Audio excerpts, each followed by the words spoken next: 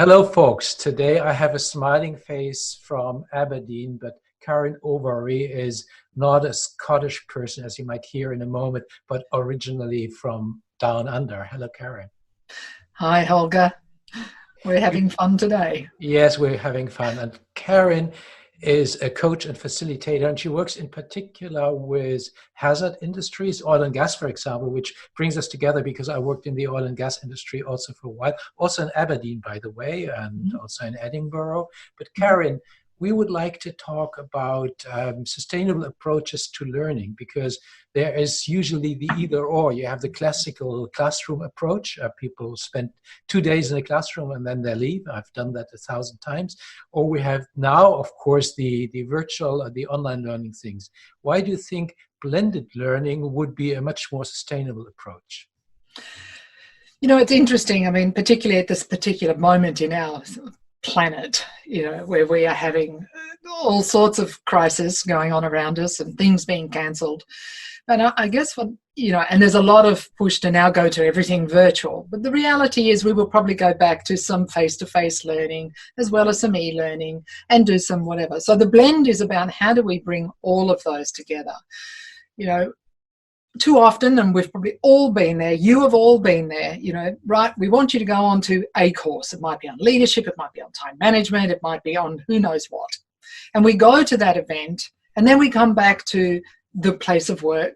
And of course, our to-do list hasn't reduced while we were away.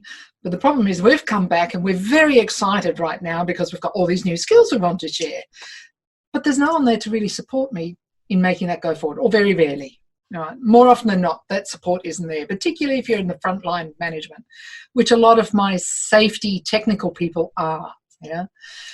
So how do we help them and support them and even their bosses, actually? And this is where going into the virtual space and turning that learning into a sustainable learning process.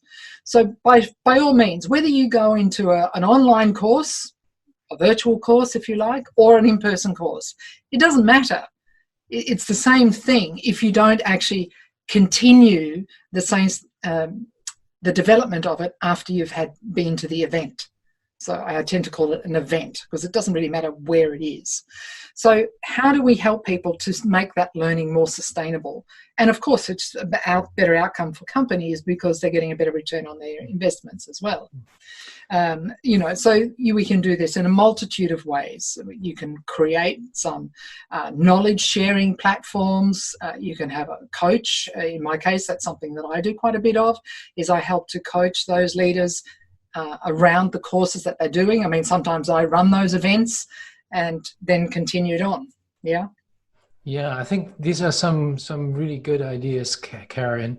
And I wonder for a long time why companies are so slow to adopting such a strategy. I mean, the ideas have been around for a long time, but still we have this classical format, either 2 days or 1 day or so, or e-learning. So I don't know, let's hope, as you say, maybe this crisis helps us to, well, take the virtual as a more normal, but then really benefit from the experience and have the right mix, the right cocktail afterwards. Do you think so? Indeed. I think cocktail is a nice name for it.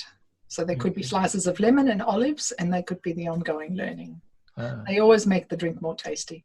We should have one together. That's much more fun in real life. Most definitely. I've done the virtual drinks. It's not quite the same.